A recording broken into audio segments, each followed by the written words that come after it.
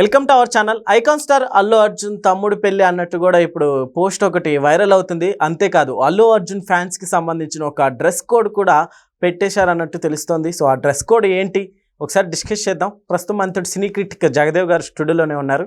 ఇంటర్వ్యూలోకి వెళ్దాం. Hello sir. Hi Zakir. ఏంటి sir కొత్తగా ఫ్యాన్స్ కి డ్రెస్ కూడా?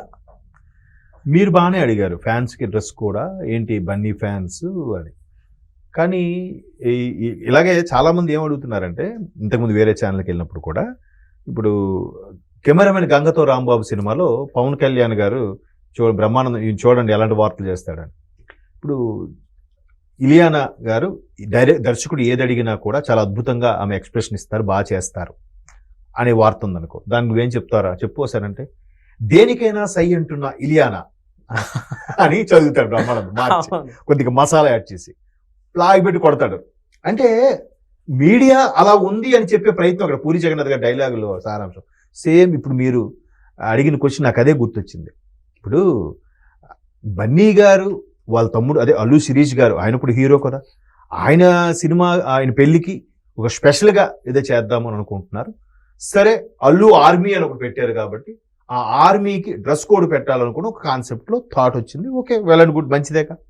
దానికి ట్రోల్స్ ఎలా ఉన్నాయంటే, పవన్ కళ్యాణ్ చెర్రీ చిన్నబుచ్చుకునేలాగా బన్నీ ఫ్యాన్స్ ఒకరు తమ్మునైలు, ఇంకో తమ్మునైలు ఏంటది మెగా ఫ్యామిలీకి పోటీగా అల్లు ఫ్యామిలీ, ఇంకో తమ్మునైలు చెర్రీ ఫ్యాన్స్ కి ధీటేనే జవాబు చెప్పిన బన్నీ ఫ్యాన్స్.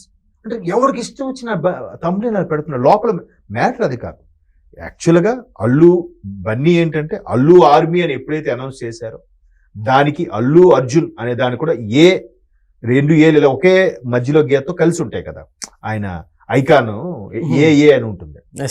సో ఆయన అదే చెప్పాడు, నేను అప్పుడు ఏదో ట్రై చేసాం అల్లు అర్జున్, అలాగే అల్లు ఆర్మీ కూడా సింక్ అయ్యేలాగా అనుకున్నాం, అది వర్కౌట్ అవుద్దామేమో అనుకున్నాం, బాగానే వర్కౌట్ అయ్యింది. దాని మీద క్యాప్స్ టీ షర్ట్స్ కూడా చాలా వచ్చేసాయి. చాలా హ్యాపీగా ఫ్యాన్స్ కోసం, నేను ఫ్యాన్స్ కోసం ఏదైనా అని ఒకసారి ఇప్పుడు ఆయన స్టేట్మెంట్ ఇచ్చాడు. ఆ తర్వాత 2024 ఎన్నికల ముందు ఆయన నంద్యాల వెళ్ళడము, ఆ వ్యవహారం అంతా చూసాం. ఒక్కసారి ఫ్యాన్స్ మధ్య చిచ్చు, పచ్చగడ్డి వేస్తే బొగ్గుమనేలాగా, ఇటువైపు పవర్ స్టార్ ఫ్యాన్స్, ఇటువైపు స్టైలిష్ స్టార్ ఫ్యాన్స్. వాళ్ళు బాగానే ఉన్నారు. బన్నీ గారు తర్వాత పవన్ కళ్యాణ్ గారు కలిసిన సందర్భాలు ఉన్నాయి. తర్వాత బన్నీ గారు వాళ్ళ నాయనమ్మ అంటే అల్లు అరవింద్ గారు మదర్ చనిపోయినప్పుడు పవన్ కళ్యాణ్ గారు పరామర్శకి వెళ్ళారు, కూర్చొని మాట్లాడారు, అన్నీ బాగానే ఉన్నాయి. ఇక్కడ ఫ్యాన్స్ చెలరేగిపోయి మా బన్నీ అంటే చూసారా ఫ్యాన్స్కి ఎంత ప్రయారిటీ ఇస్తాడో అని. అంటే ఆయన ఏదైతే అల్లు ఆర్మీ అన్నారో ఫ్యాన్స్కు నా కోసం ఎంతగా కష్టపడి నాకు ఎవరైనా కామెంట్ చేసినా దానికి ధీటుగా జవాబిస్తున్నారో వాళ్ళకి ఏదో చేయాలి అని ఆయన ఇష్టం. అది ఇప్పుడు అందరికీ ఫ్యాన్స్ ఉంటారు.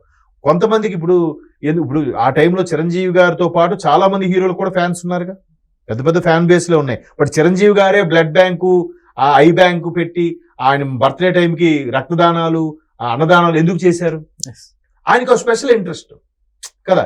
సో అలాగే ఇక్కడ బన్నీ గారికి ఆ స్పెషల్ ఇంట్రెస్ట్ ఉందేమో, అందుకేం ఆయన అల్లు ఆర్మీ అని పెట్టుకున్నాడు. ఒక అల్లు ఆర్మీ కూడా కోడ్ పెడితే, డ్రెస్ కోడ్ పెడితే బాగుంటుంది. ఎలాగా రేపు పొద్దున్న తమ్ముడు పెళ్లి ఉంది, తమ్ముడు పెళ్లికి పిలిచిన తర్వాత అందరినీ కలవచ్చు. బన్నీ అని సరే బన్నీ ఫ్యాన్స్ అందరూ వెళ్తారుగా, డ్రెస్ కోడ్తో వెళ్తే ఎలా ఉంటుంది? ప్రతి ఒక్కరు కూడా వాళ్ళ ఫ్యాన్స్ అసోసియేషన్ ప్రెసిడెంట్స్తో కాంటాక్ట్లో ఉంటారు. ఎందుకంటే వాళ్ళతో కాంటాక్ట్ ఉండి కింద వాళ్ళ సైన్యాన్ని అంతా నడిపించుకునేలాగా, రిలీజ్లకి కటౌట్లు కట్టేలాగా ఒక ఫ్యాన్ బేస్ అనేది ఉంటుంది.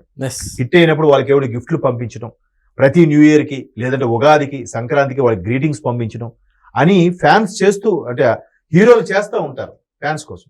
సో ఈయన ఇంకొంచెం ముందుకెళ్ళి అల్లు ఆర్మీని పెట్టుకున్నాం కాబట్టి, అల్లు వారి ఇంట్లో పెళ్లి సందడి కాబట్టి అల్లు శిరీష్ పెళ్లికి ఫ్యాన్స్ అందరినీ పిలుద్దాం, ఫ్యాన్స్ కి ఒక డ్రెస్ కోడ్ ఇద్దాం అని చెప్పి already Bunny Rayalaseema fans association అని చెప్పి ఆంధ్రప్రదేశ్లో ఆ జోన్ వరకు ఒక 50 మందితో టీముగా ఏర్పడి వాళ్ళకి ఒక డ్రెస్ కోడ్ ఇచ్చి ఫోటో కూడా దిగి చేశారంట.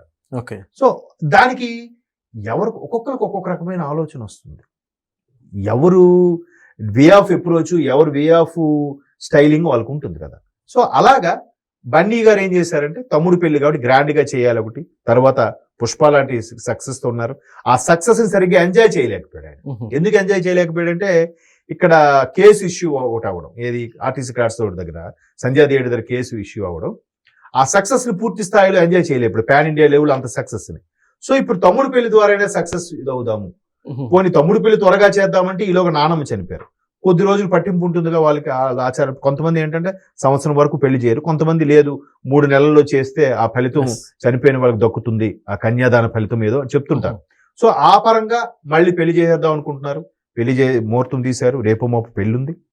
సో దానికి ఒక సెలబ్రేషన్ లాగా ఫ్యామిలీ అంతా కలిసి ఎంజాయ్ చేద్దామని Allu army Bunny fans and team ఎవరైతే ఉన్నారో వాళ్ళు ఈ విధంగా ప్రపోజ్ చేశారు. అంతవరకు బానే ఉంది. కానీ ఈ ఫ్యాన్స్ మధ్యన హీరోల మధ్య చిచ్చు పెట్టేలాగా చేసే ఈ సోషల్ మీడియాలో కొంతమంది ఎందుకు ఆ ట్రోల్స్ చేస్తారో, ఎందుకు అలా వాళ్ళకి అంటే నారదుడిలా తయారయ్యారేమో. జనరల్గా నారద మహర్షి చాలా మంచివాడు, ఆయన ఎప్పుడు తగులు పెట్టలే, సినిమాలో అలా చూపించారు కానీ అంటే అర్థమవడం కోసం అలా చెప్తున్నా. చిచ్చు పెట్టే ప్రయత్నం చేయడం, థంబ్నెయిల్స్ లోనే సగం వెటకారం ఉండడం, ప్రతిదీ తప్పు కదా. ఇప్పుడు మొన్న చరణ్ గారు మిసెస్ గర్భవతిగా ఉన్నప్పుడు కూడా అది సరోగసి, అద్దె గర్భం, ఇలాంటి తప్పు కదా. దాని మీద లావణ్య త్రిపాఠి కూడా చాలా సీరియస్ అయ్యారు. వాళ్ళు ఎంతో సంతోషమైన మూమెంట్స్ తో చాలా హ్యాపీగా ఉన్న తరుణంలో ఇలాంటి పెడితే వాళ్ళు ఎంత బాధపడతారు, ఎంత సెన్సిటివ్ విషయాలు ఇవి. కొన్నిసార్లు అవే సెన్సిటివ్ చాలా ఇష్యూస్ అయిపోతాయి, మానసికంగా ఒక రకమైన ఆందోళన చెందుతారు. సో అందుకు ఈ సోకాల్డ్ వ్యూస్ కోసమో సబ్స్క్రిప్షన్స్ కోసమో నా వీడియో ప్రత్యేకంగా ఎందుకు చూడాలి అని అంటే ఇదే అడ్డదారి. బోల్డ్ వీడియోస్ వస్తున్నాయి, 1-2 లక్షల ఛానల్స్ దాకా ఉన్నాయి తెలుగులోనే.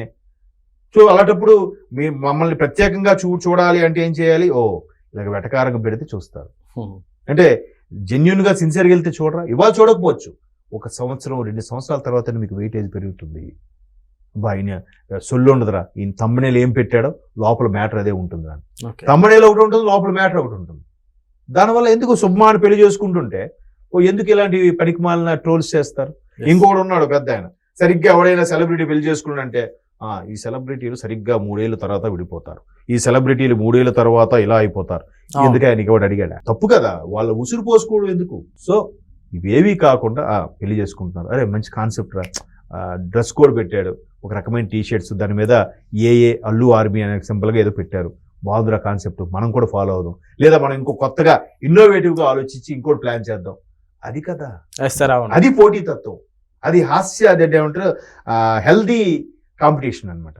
ఆరోగ్యకరమైన పోటీతత్వం ఉండాలి. అంతేగాని మండిపోయి విరుచుకు పడిపోయి కుళ్ళుకొని లేనిపోని అభాడాలు పెట్టేసి వీడి మీద ఒకటి రాస్తే వీడి వెంటనే యాంటీగా ఏదో రాసేయడం, ఆ బొంగులే వీడికి ఏముంది, అట్టర్ ఫ్లాప్ రా, ఆ డ్రెస్ కోడ్ పెట్టారు కానీ ఏం బాగాలేదురా, నీకెందుకు? అరే ఆడలా పెట్టాడు, వీడికి పై ఎత్తు వేసి మనం ఏం పెడదాం, మన గురించి మన ఫ్యాన్స్ గురించి మాట్లాడుకునే ఏం చేద్దామని అనుకోవాలి. కానీ ఇట్లాంటి థంబ్నెయిల్స్ పెట్టి వాళ్ళ మధ్య చిచ్చు పెడితే మీకు వచ్చేది ఏమీ లేదు. ఇంకా మీ ఛానల్ మీద కాపీ రైట్స్ పడతాయి, లేదంటే స్ట్రైక్ పడుతుంది. అది చూసుకోండి దయచేసి please. Okay sir, thank you.